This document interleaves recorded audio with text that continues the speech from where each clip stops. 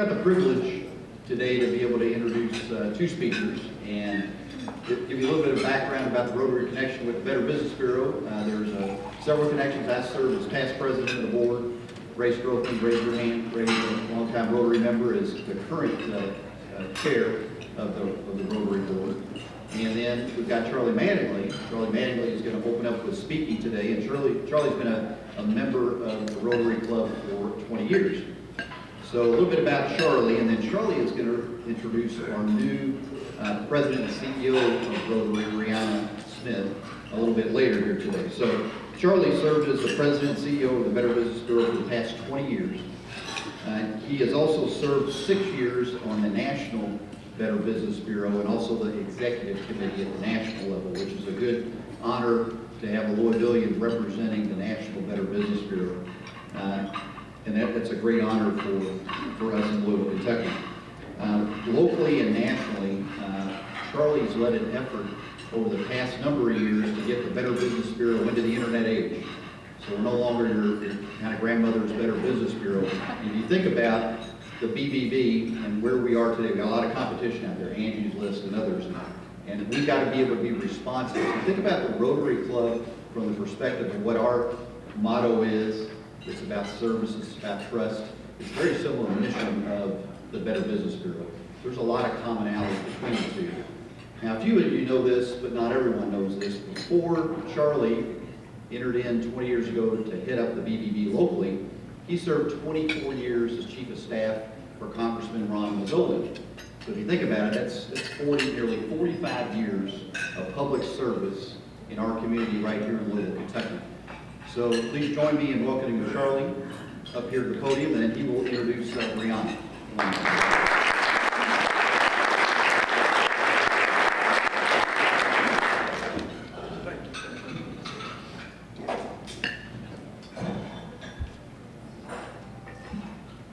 Thank you very much, Greg. It's an honor to be here today. My first official day of retirement, because yesterday was my last day of work. Mary joked with me about putting on this suit and tie today, which I don't figure I'll do every single day going forward. But today I thought it was worth doing. And I'm delighted to have Brianna Smith-Hamblin here with me, and Brianna's going to join me in speaking and carry a lot of the program. But I'll start with part of it myself. First, it has been a real privilege to serve as president of the Better Business Bureau here for 20 years. This is the 100th anniversary of the Louisville Better Business Bureau, 100 years this year. And if you are familiar with the Humana building at First and Market, there's a historic marker there that says that in 1909, a fellow named Sam Dobbs delivered an address in Louisville about the importance of truth in advertising. And it was that speech which led to the establishment of the first Better Business Bureau, as noted on that historic marker. So it's very proud to be 100 years old this year. It's very hard for me to imagine the idea that as president of it for 20 years, that's 1/5 of that time. But it is. When I started at the BBB in 1996, computers were new to the Better Business Bureau. There were BBBs that did not yet have a computer, where every single thing was done on paper. We did have a computer or two in Louisville. We had recently installed what was called an IVR, an interactive voice response system, which allowed people to put in a company's business phone number and hear a report. So we were just getting into computers. The internet was new. Every BBB around the country had its own website that was being set up. All of them fragmented, some of them pretty good, some of them terrible. But the internet was a new thing to BBBs. And now we'll talk about where we are today. We had 1,800 member businesses in 1996. We had an annual budget of about $500,000. People told me, well, you have no competition. We had about 100,000 instances of service, we called it, per year, meaning that people either filed a complaint or they contacted us for a business review. So let's go forward to 2016 and where we are and what's changed. Everything we do at the BBB is computer-driven today. All of our data on businesses is in an online database, basically.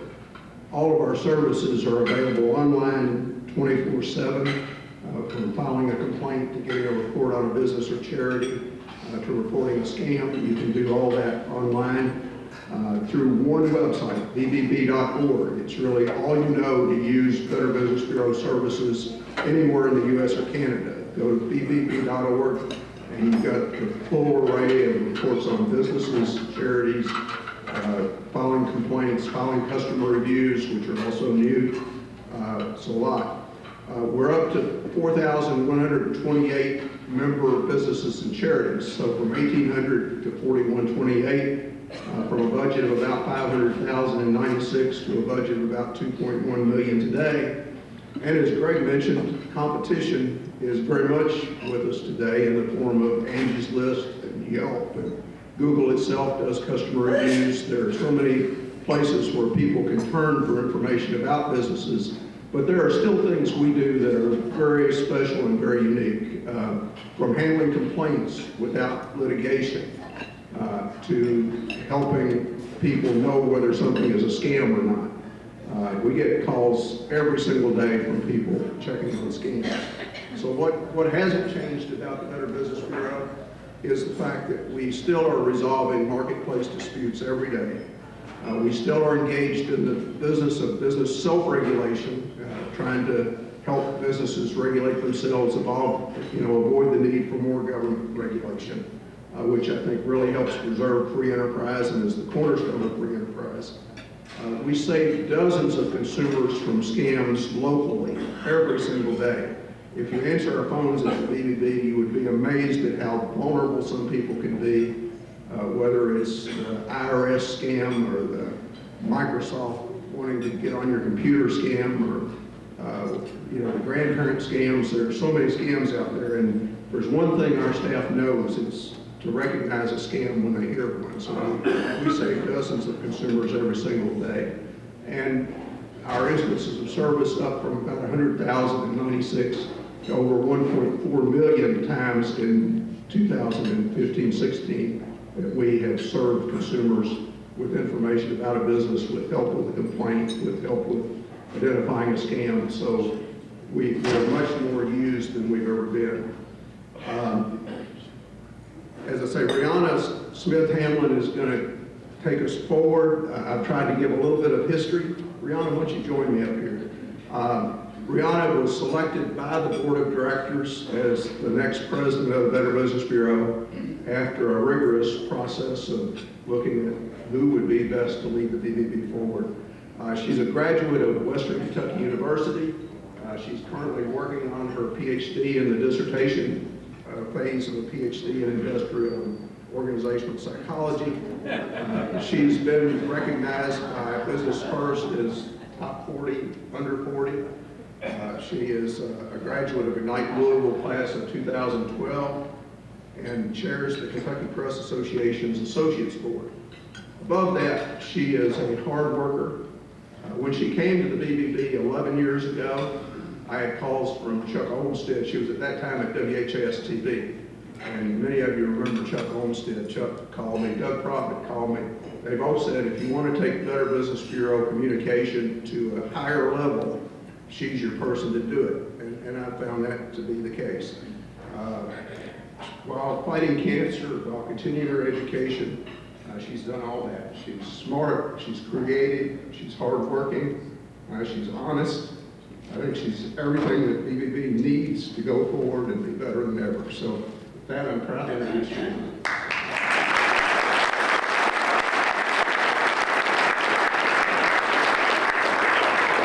On that Charlie, he's made me cry way too many times in the past 4 weeks.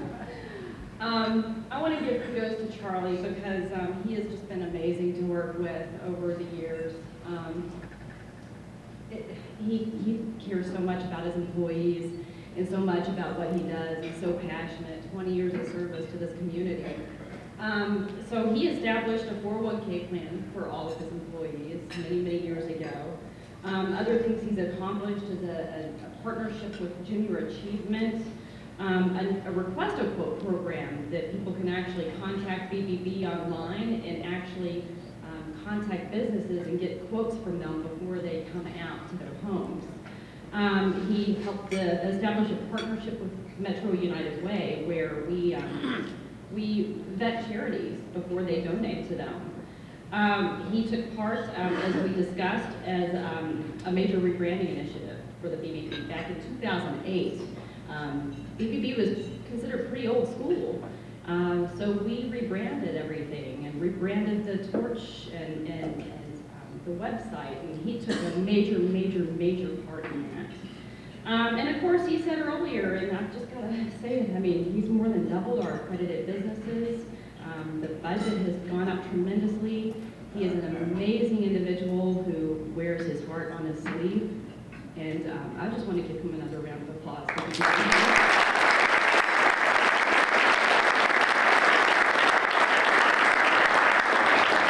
So, you saw the picture. It popped up a moment ago. I can't fill his shoes. I won't fill his shoes. But I will sit my red heels. Yes, they are my shoes. I will sit my shoes next to him because I am my own person and I do have my own plans too, and I cannot fill those shoes. So, moving on. I wanted to tell you a little bit about myself because not everyone in here knows who I am and a little bit of my past. So, I am from Louisville, Kentucky. Actually, to be truthful, Oldham County. So just right outside of Louisville. And I grew up there, went to the Oldham County school system.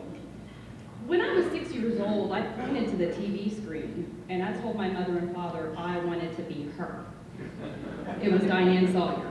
So Louisville's own Diane Sawyer. So that's what I wanted to do with my life. I wanted to be in broadcast journalism.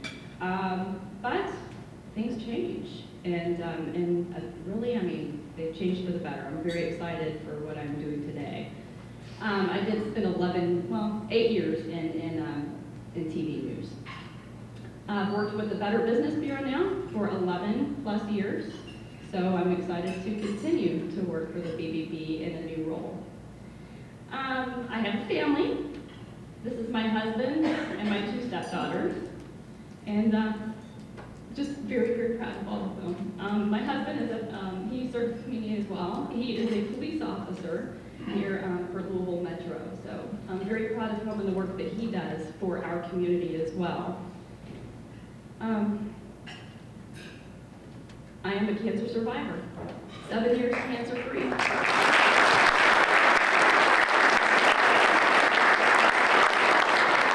So as Charlie said, I spent a lot of time working on my MBA and trying to keep out of my head as I fought cancer, chemo, and I had a double mastectomy. So a big battle, but all is good now.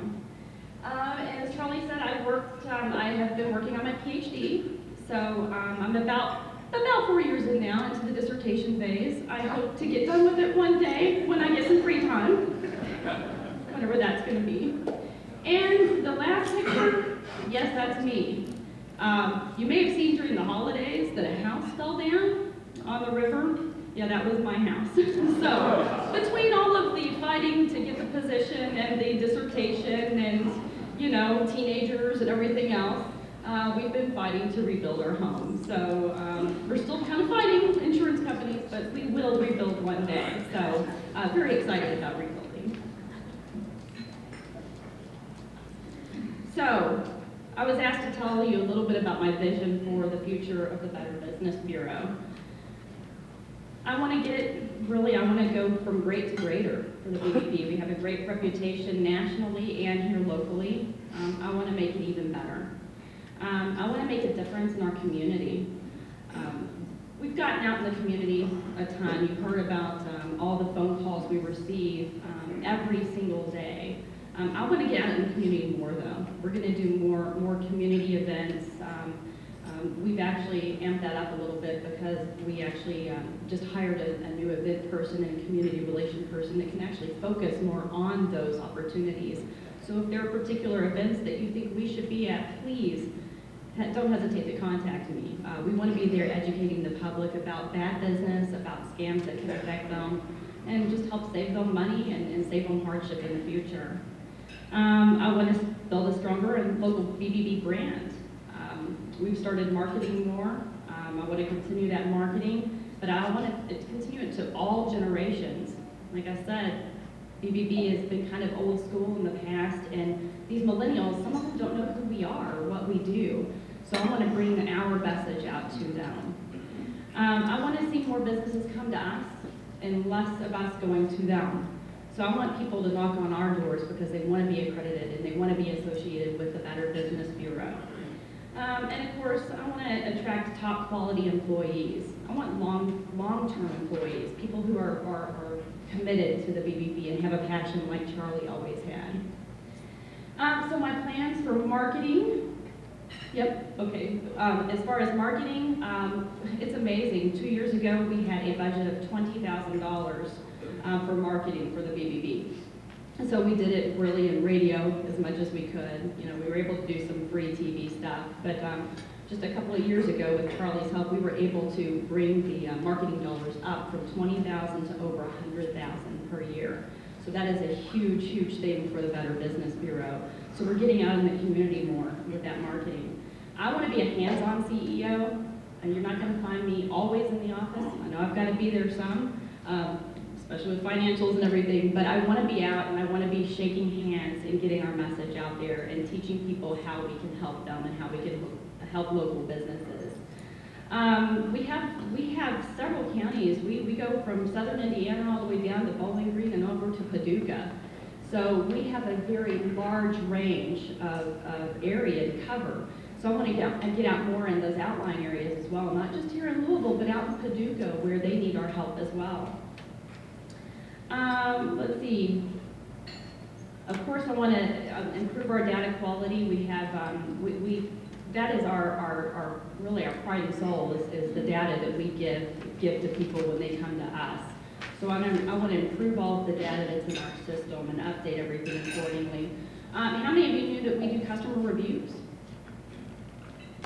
Yeah, maybe just a few people. It's Angie's List time, it's Yelp, it's Google. We have so much competition.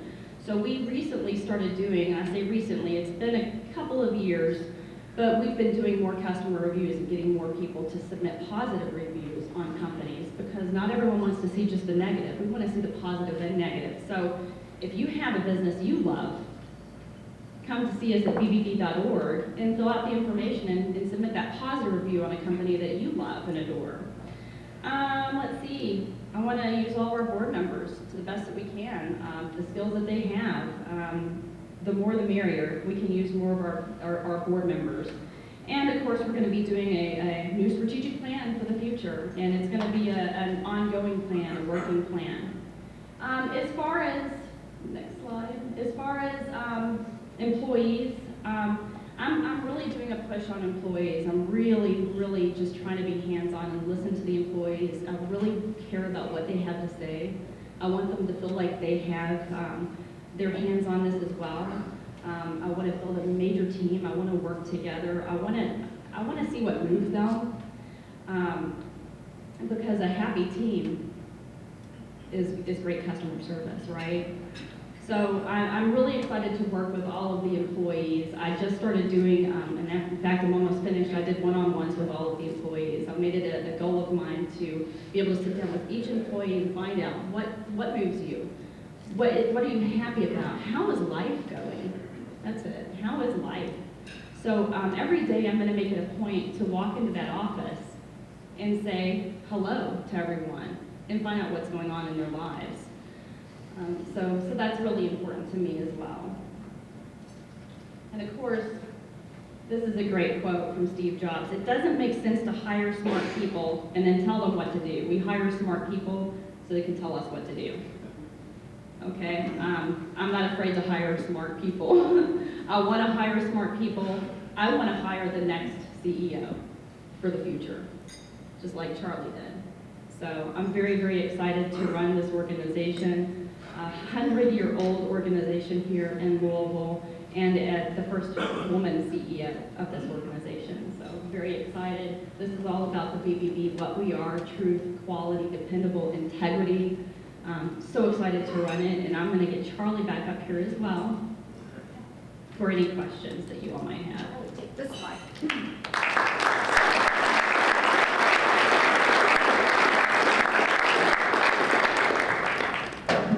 As Greg mentioned, we have a lot of Rotarians who are board members, former board members of the BBB, including a number at the meeting today. I see Bill Lamb here, I've seen Maria Smith here, of course Ray Strothman and Greg who are still involved, and I know there are others here who've been past board members, Patrick Sterling. Anybody else that I'm missing real quick? Oh, yeah. Joey Bailey back there is a former chair of the board at the BBB. So it's been a long-standing relationship.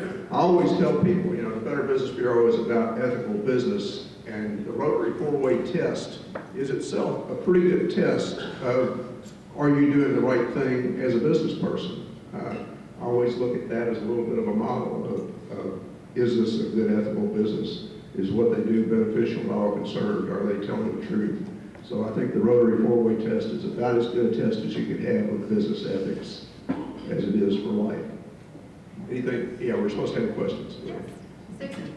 Hi, I'm Susan Smith, newly retired Executive Director for Guardian Care Services, and wondered if you could talk a little bit about what you do for the community in terms of assessing the integrity of charitable organizations and how that impacts donor confidence. We started a charity review program, I think, in 2002, so it's been a while.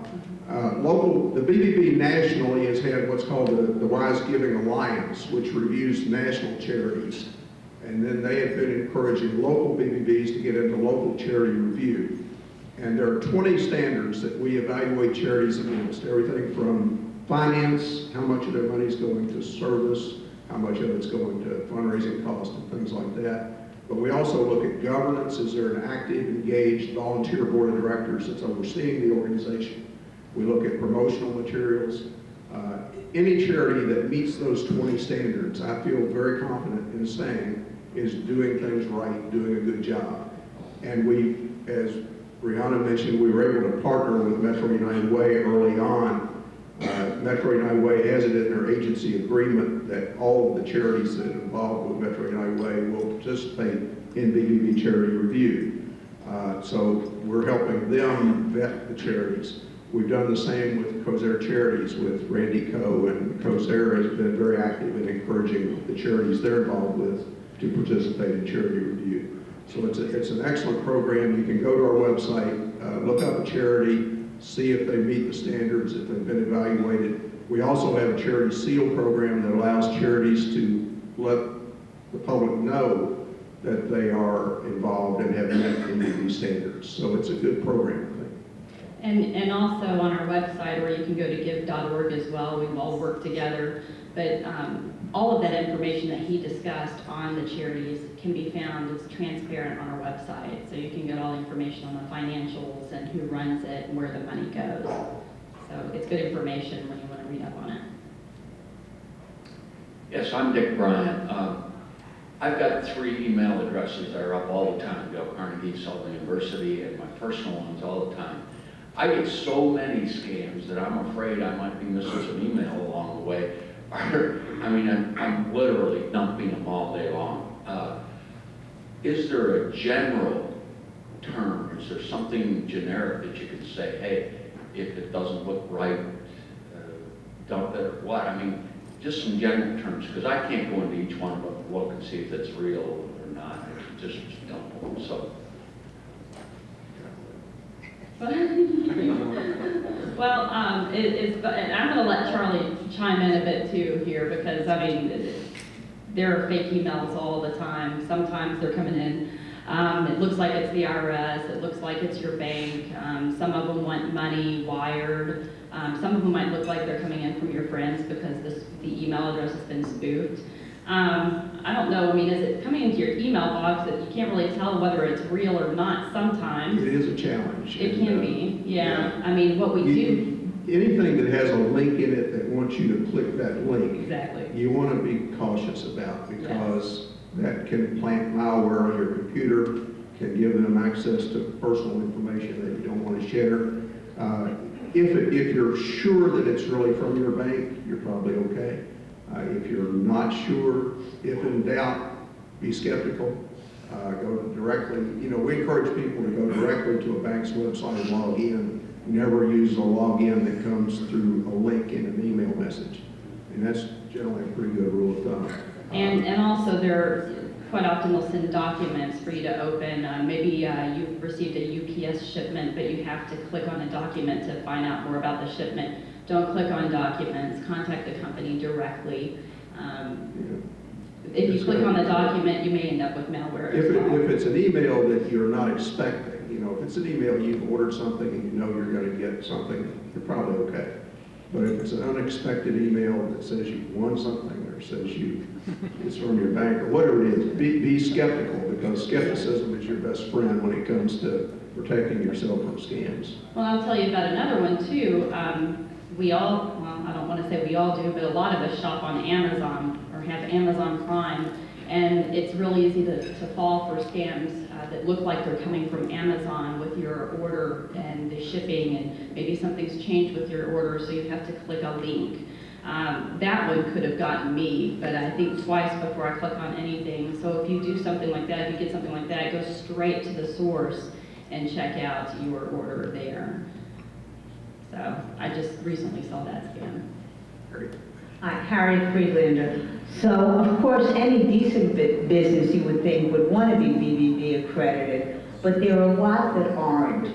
How do you deal with complaints from customers about non-BBB accredited businesses? Because I'm sure you get that. I would think you might get that often.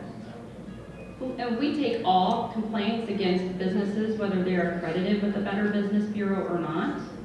Accredited businesses have to abide by certain standards, and they do have to answer complaints that we receive.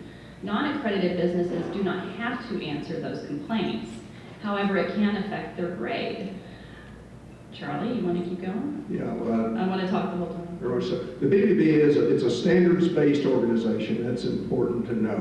And one of the core standards is that a business will respond promptly and appropriately to any customer complaint. So when you deal with a BBB accredited business, you have the assurance of that agreement with the BBB that they'll help resolve a problem if one occurs.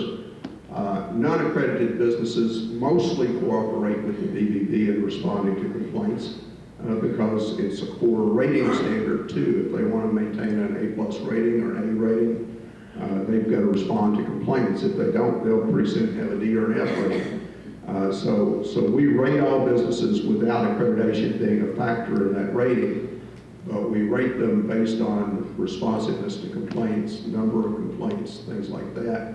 And good businesses can maintain a good rating with the BBB even without being BBB accredited. Though obviously, prejudiced as we are, we think every good business should be BBB accredited. At the same time, I will tell you that one of the things I am most proud of during the 20 years I've been president of BBB is some of the businesses that we have kicked out of the Better Business Bureau. Some of them businesses that you would know very well, who frankly mislead, mistreat their customers, take advantage of their customers anytime they can, that we identified through a pattern of complaints where they have either, just done people wrong and not made it right. So I'm very proud that we have kicked a number of well-known businesses in this town out of the Better Business Bureau. And they won't be back anytime soon, I don't think. But so I do think accreditation means something. It means a commitment to standards. It means a commitment to doing things right, to treating the customers fairly. And I'm proud to, but as I say, all businesses, lots of good businesses are not part of the BBB, and they should be. Real quickly, this is David James. I have two things. First, you talked about the employees. How many employees does BBB employ? Currently, we have about 20, right under 20. Any openings? Actually, we are going to have a couple, yes. The other thing, since Alice is up there standing, she knows that I can't say anything. I have to ask a question. So the question is this a scam? Got this in the mail this week, authorizing me that a winner of $1.327,400,000. You don't have to go any further. It's a scam. All I have to do is send them a check for $11.98. So. They are rich. They are definitely rich. Yes. Hear about them all the time, absolutely. Tracy Holiday. I have an older friend who apparently, probably over the phone, bought a extended warranty on his vehicle. They managed to get his credit card number out of him, and it's hitting it for about $300 a month. I've just figured this out in the last few days. It's sort of an illustration of a larger question, and that is this presumably is a national entity. They're not located in Louisville. And I did find him online, and there's a lot of complaints about him, but instead of looking at the local company, if it's a national entity, we have questions about, is there a national website, or do we get through it? Through your website, how does that work? If you go to bbb.org, you're searching a national database, and that company is probably in there. They're probably in St. Louis, Missouri, or the area around St. Louis. It seems to be the headquarters of all of the auto maintenance company scams that are out there, which are abundant. The St. Louis Better Business Bureau did a major study and expose on these auto maintenance agreements. You know, you get the call that says, we're calling about the warranty on your car, which is about to expire. They'll lead you to think they work with your auto dealer or the manufacturer, neither of which is true. They'll sell you something that might be $300 a month out of your bank account. Well, you can make a car payment for that, for goodness sakes. So, almost.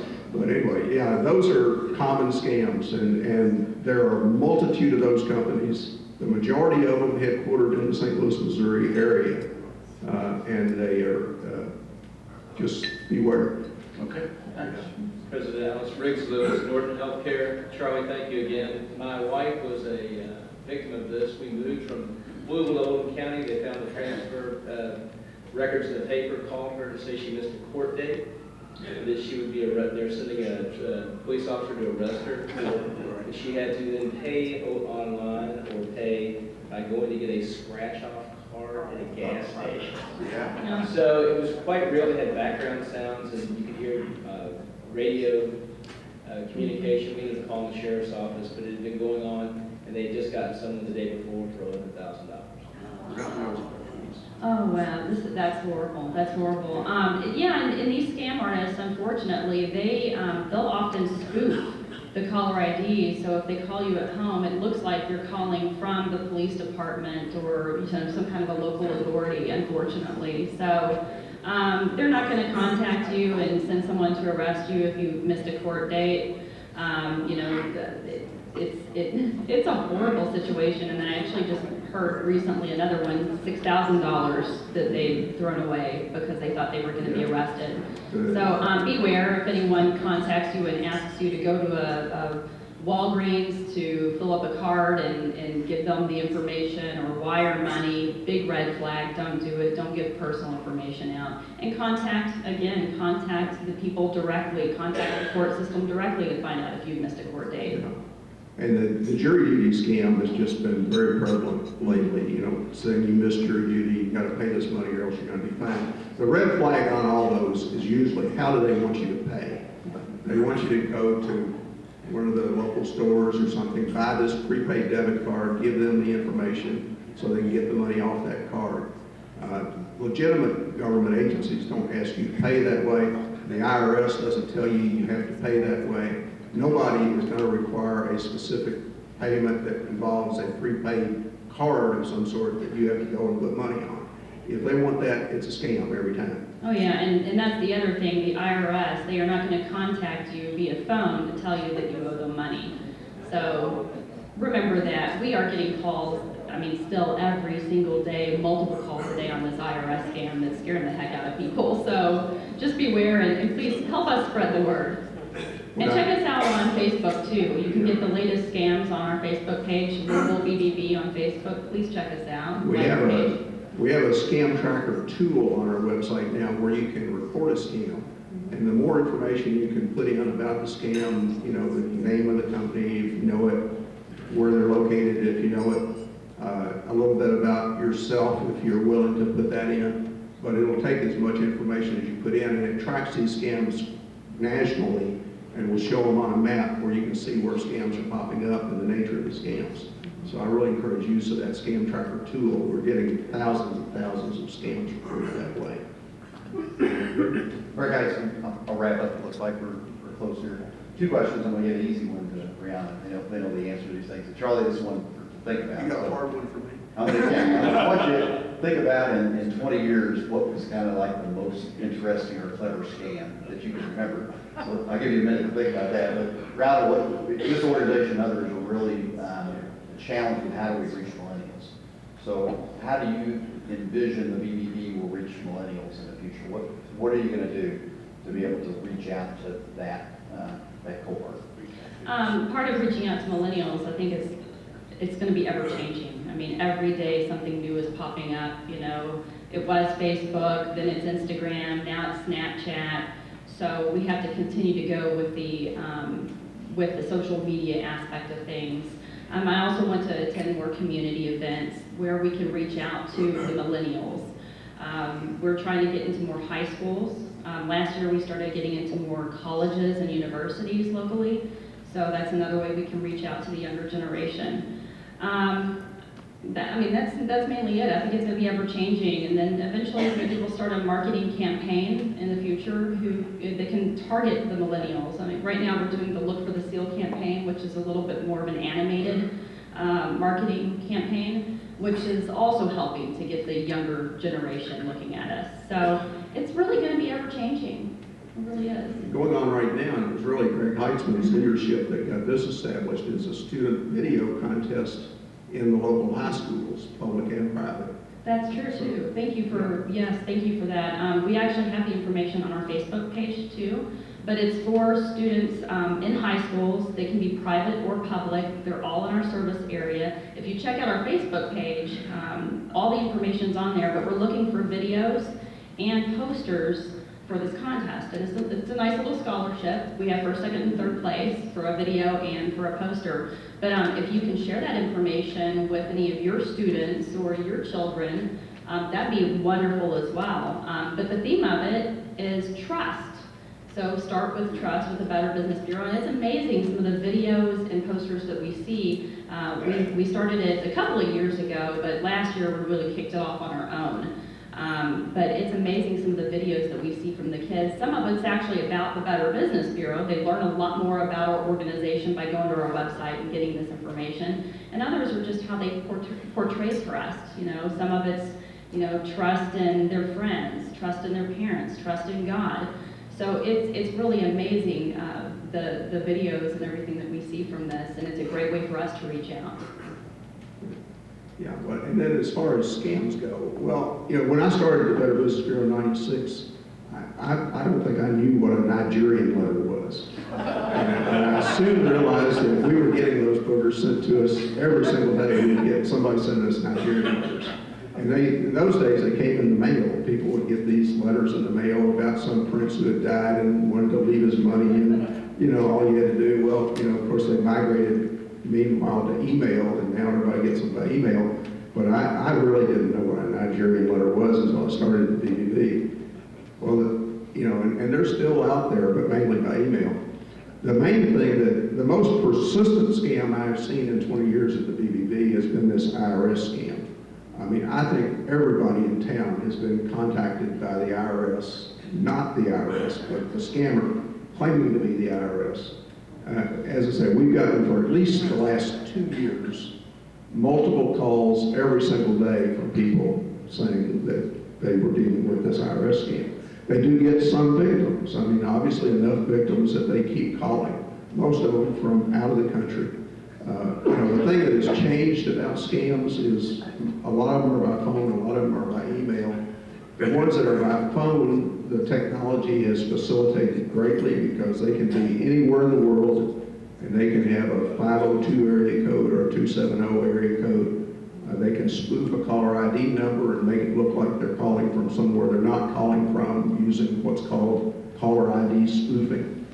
The voice over IP technology has just been the greatest thing the scammers ever found, unfortunately, and you have to be careful. Yes, George, one last question Yeah, here. I'll be quick about it. You probably covered this, so if you did, just say you did. I got here late. So what is the scam illegal? I'd say scams are illegal by definition. My next question is, if they're not, then what certain, or is it considered just another approach for a Generally, law, corporation? But are there certain instances and certain criteria that you have that is illegal or is it all? when I talk about a scam, I'm really talking about somebody just trying to steal your money through deception. They're not really giving you anything, they're not selling you anything. They're just trying to trick you into paying them money that they're gonna steal and you're never gonna hear from them again. That's a pure scam. Law enforcement, clearly it's illegal. These guys don't care. As I say, most of them are outside the country, the great majority of them, which means they're a little bit out of reach of our law enforcement in many cases. Plus, law enforcement has its priorities. If you're dealing with things, terrorism is a national priority of the FBI. We want it to be a national priority of the FBI. But what that also means is that your 24/7, run-of-the-mill scam doesn't really get that much attention from the FBI. Doesn't really get that much attention from local law enforcement.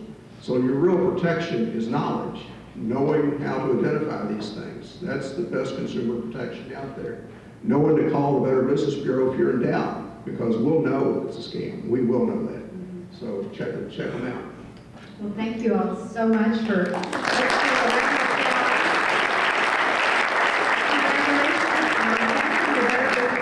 Torch to the next generation. Thank you all for being here today. Next week, we will be back here in this room, and our speaker is #1 New York Times bestselling author Jessica Bird. So you have a week to read a vampire novel between now and then, so you can ask a really good vampire question, which she's here. So thank you so much. Have a happy